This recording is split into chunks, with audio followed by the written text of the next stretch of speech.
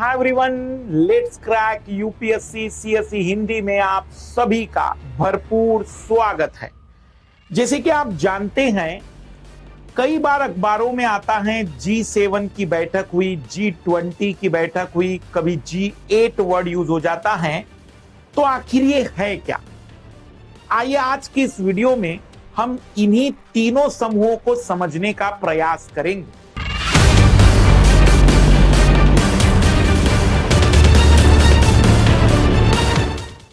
सबसे पहले हम जानने की कोशिश करेंगे कि G7 मतलब क्या। G का मतलब होता है ग्रुप, समूह। 7 देशों की संख्या को दर्शाने के लिए नंबर यूज करते हैं, तो 7 देशों का समूह। 1975 में दुनिया की सबसे विकसित 7 अर्थव्यवस्थाओं ने, इकोनॉमिकल जिनकी कंडीशन डेवलप थी, जो विकसित अर्थव्यवस्थाएं थी, उन्होंने एक संगठन का निर्माण किया।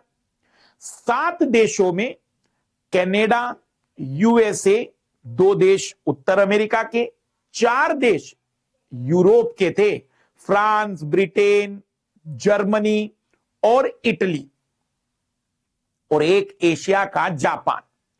यह 7 देश दुनिया के 40% जीडीपी को आज रिप्रेजेंट करते। मतलब दुनिया में 100 रुपए कमाए जाते तो 40 रुपए ये 7 देश ही कमाते हैं, जबकि दुनिया में 200 से ज्यादा देश है।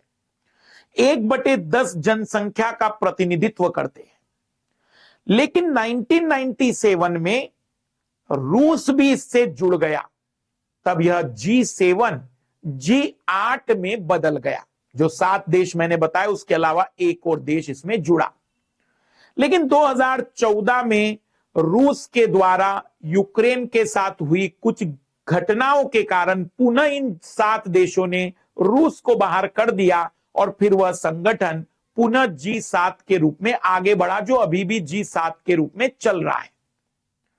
लेकिन 20वीं सदी में जो देश संपन्न हुआ करते थे, ब्रिटेन, फ्रांस, इटली, जर्मनी, अब उनकी तुलना में भारत, चीन, ब्राजील, दक्षिण अफ्रीका, ऐसे देशों का महत्व दुनिया में बढ़ा, क्योंकि उनका व्यापार, उनका जीडीपी दुनिया भर के जीडीपी में परसेंटेज बहुत ज्यादा था।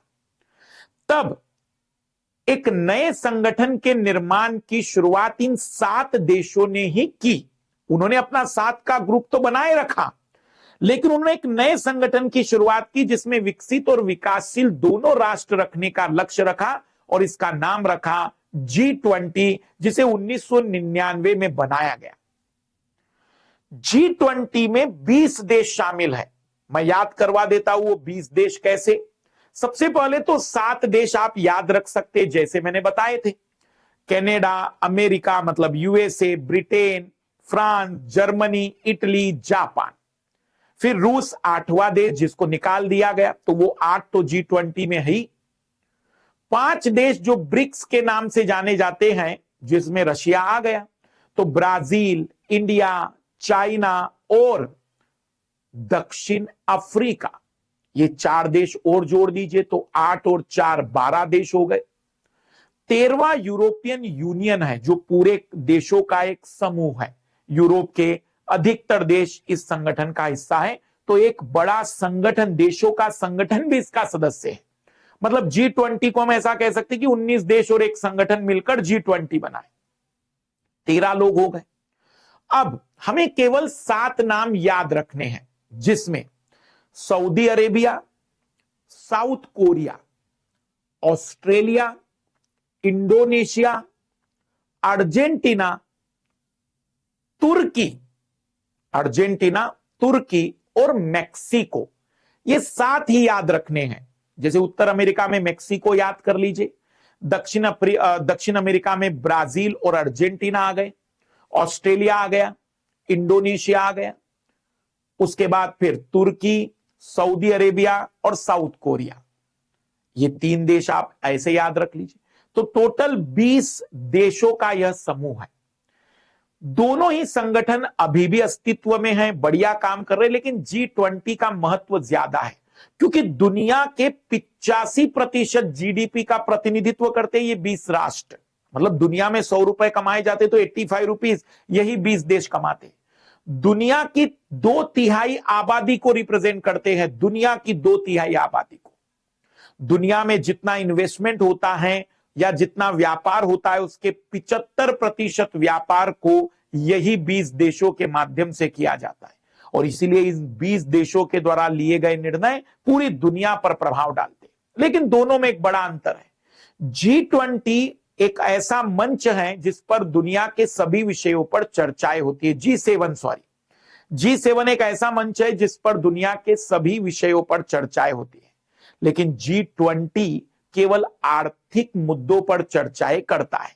पिछले कुछ दिनों से या पिछले कुछ समय से यह चर्चाओं में जलवायु परिवर्तन, सस्टेनेबल डेवलपमेंट, रूस यूक्रेन जैसे मुद्दों की बातचीत चलने लगी है, लेकिन मूलतः अर्थव्यवस्था के मुद्दों पर यह चर्चाएं करता है।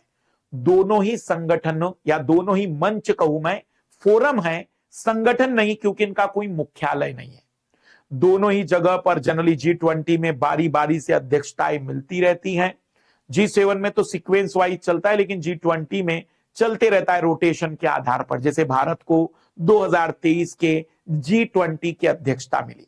भारत G7 का सदस्य नहीं है, लेकिन उनकी बैठकों में भारत को आमंत्रित किया जाता है एज ए ऑब्जर्वेटरी पार्टनर, जिसको पर्यवेक्षक मेंबर कहते हैं, कि भाई वो सुनने आया है, कोई मतदान नहीं करेगा, कोई बातचीत नहीं करेगा।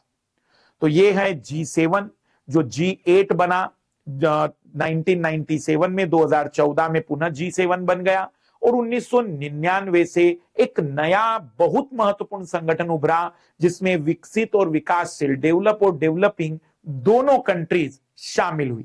ये है G20। G20 G7 से ज्यादा इंपॉर्टेंट है, क्योंकि उसकी पॉपुलेशन, उसका GDP, उसका दुनिया के अर्थव्यवस्था पर प्रभाव ज्यादा है, इसलिए उसके निर्णय बहुत महत्वपूर्ण माने जाते हैं पूरी दुनिया के लिए। यूनाइटेड नेशन एक संगठन है, ये फोरम मात्र है, मंच मात्र है, जहां पर ये देश आकर चर्चाएं करते हैं। पुनः इसी प्रकार के एक दिलचस्प विषय के रूप में हमारी मुलाकात होगी सीधी बात नो बकवास के अगले एपिसोड में। 10 तारीख को हमारा नया बैच आ रहा है, एक्सक्लूसिव सीसेट और मुखर्जी नगर में ऑफलाइन बैच आ रहे हैं, आप उसे ज्वाइन कर सकते हैं। साथ ही साथ प्लस की कक्षाएं भी आप देख सकते हैं। Bye, best of luck.